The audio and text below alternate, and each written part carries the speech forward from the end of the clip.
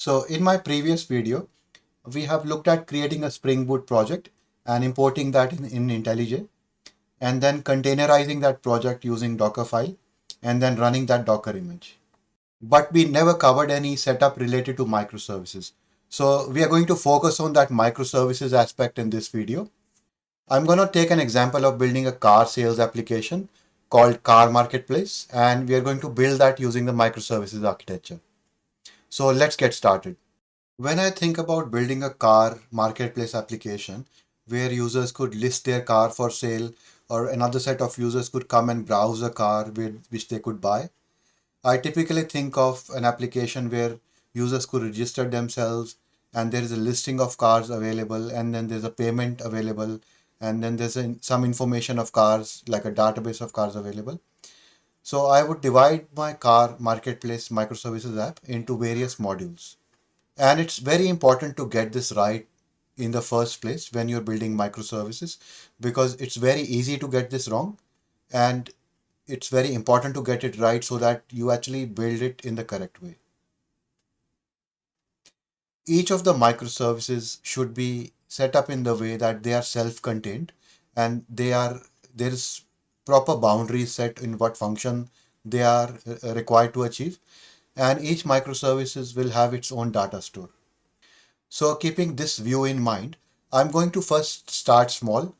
I'm not going to build all these services from the go-get, but we are going to first start small and then we're going to slowly build them up. So I'm not going to have the database build up at the moment. So for this video, I have already prepared a bunch of services. So I'm going to walk through and show you how I have set up my IDE.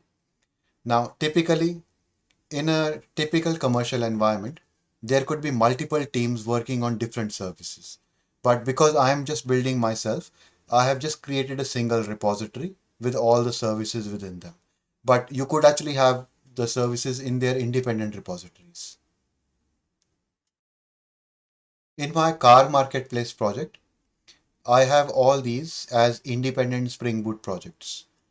So if I open the POM, you can see that it actually is independently running as a Spring Boot project. So I have the car info service, car listing service, car orchestrator, discovery server, and image store service. So I have imported all of these as modules within my project. And you can see that I have a root POM as well. So all of these are Spring Boot projects which have their own POM, but I also have a root POM. Now, the reason why I want to do that is because I want to have a single place where I can manage my Spring versions. So in my root POM, I actually manage all my versions. I like which Spring Cloud version I'm supposed to use, which Spring Boot version I'm supposed to use, and so on and so forth. And also I have a single place for my dependency management. So I don't need to specify the independent versions within the submodules. So I have managed all the dependencies over here. And then I have set up all these independent modules as modules within my root POM. Because as my project grows, I'm going to start adding more and more services to do more and more functionality in my app. So I want an easy way to configure it, and that's the reason why I have added a root POM.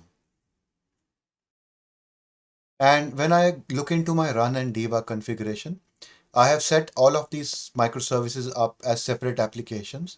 But what I have also done is I have set up a compound project in my run debug configuration where I have listed all of these applications. Now, this makes it easier for me to do my development because I can run all of these at the same time within my IDE. The other thing that I have done is I have gone into the resources and application.properties and assigned a unique server.port for each of my microservice application. And I have also assigned a parameter called spring.application.name. And we're going to talk a bit more about this when I discuss my discovery server. In my microservice POM, I'm actually inheriting the microservice from my parent POM, which is a parent POM that I just showed you earlier. And then the dependencies that I need is the Spring Boot starter web and the Spring Cloud Netflix Eureka client, and the Spring Boot Starter test. I'm using the Netflix Eureka as my discovery server. And what the discovery server does, it allows all the microservices to communicate within one another without hard coding the host name for each and every service. So the discovery server itself is just another Spring Boot application. So in the discovery server application, it has the Spring Boot application annotation, and it has an annotation to enable Eureka server. And if you look at the POM, you will see that it has a dependency which is present over there, which is a Spring Cloud Starter Netflix Eureka server. Other than that, it just has the standard Spring Boot dependencies. So the discovery server, then it can take the role of discovering all the Spring Boot microservices application that are running. So for all the Spring Boot microservices, all I need to do then is go into the main class, which is a Spring Boot class, and it has a Spring Boot application annotation as well. And all I need to do is just go in and add the enable Eureka client annotation. This allows this microservice to be discoverable.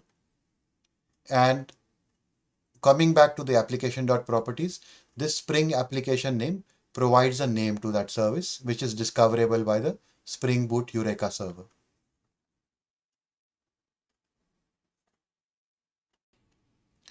Now I'm going to restart all of my microservices and show you the discovery server in action.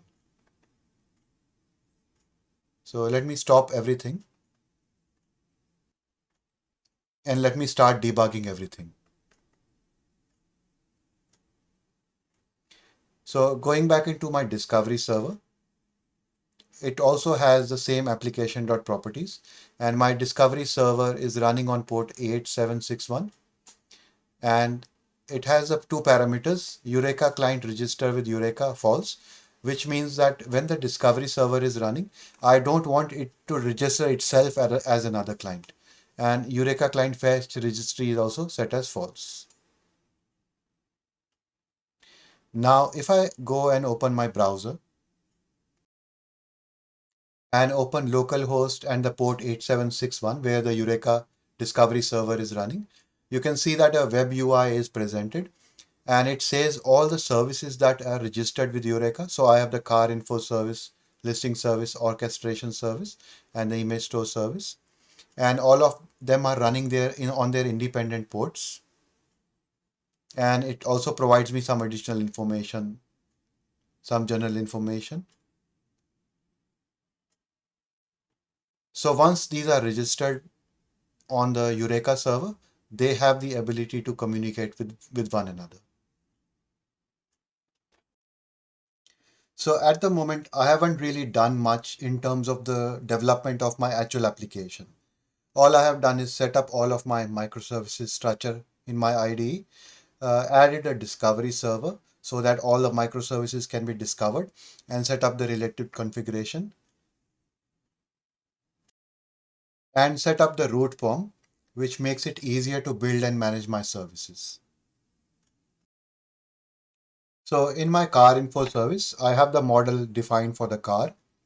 And then under resources, this is where I will define all my resources that are consumed via the API. So I have the resource which is under cars and then the /car ID. And I'm returning a new object of the type car. And I'm just hard coding the stuff over here at the moment because I just want to try things out. And other than that, rest everything is just the same. It's just a plain standard Spring Boot application and I have made sure that it's discoverable by the Eureka server. Then I move on to the car orchestrator. So I'm actually consuming the car info service from my car orchestrator. So if I go in my orchestrator service, so I have my car orchestrator application, the same thing. It's a Spring Boot application. And I am actually using a REST template over here. So I have injected the load balanced REST template. And in my resources, again, this is where I define all my endpoints and my API. So over here, I have auto wired that REST template, and I have done a request mapping to car and then the car ID. And over here, what I am doing is when this endpoint is called, it will get the object from another service. So you can see that over here I have again hard coded, and this is something that I wouldn't do it, but for the purposes of this exercise I just want to make it work. So this car info service actually represents the Spring name of the car info service defined here, which is discoverable by the discovery server. So if I go here and I go under resources,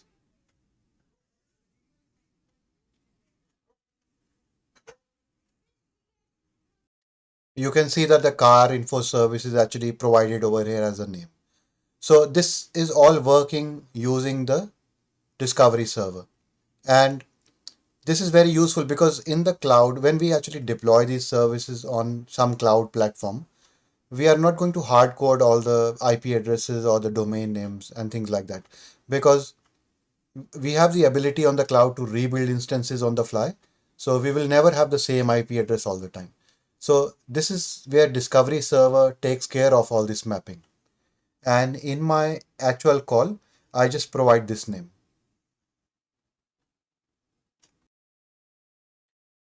So let's run this now and see how it's working. So we'll make a call to this endpoint and we'll see what it returns.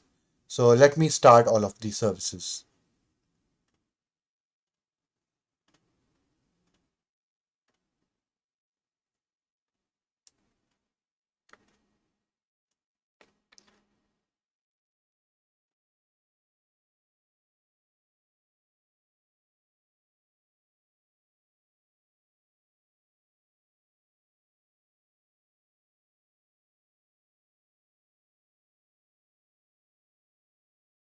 And my orchestrator service is running on port 8888.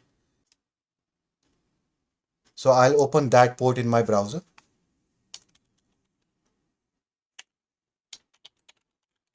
So I go to localhost and then port 8888. So if I just go there, it will bring up this white label error page, which means that the Tomcat server is running, but there is no resource available at that location. And so what it does is it goes to an error mapping, and it can't even find that error mapping page. And that's why it returns this 404. So, but we actually do know that there's a resource available at the endpoint where I specify car and then an ID for the car. So let me run that and it returns me this. And this is the hard coded object that I provided in the car info service. So over here we have seen the configuration of my microservices, and we have also seen how we can call one service from the other service and use the application name to discover each other using the discovery server. A link to this project is available in the description below on my GitHub profile. And that's all I wanted to cover for this video. And thanks a lot for watching.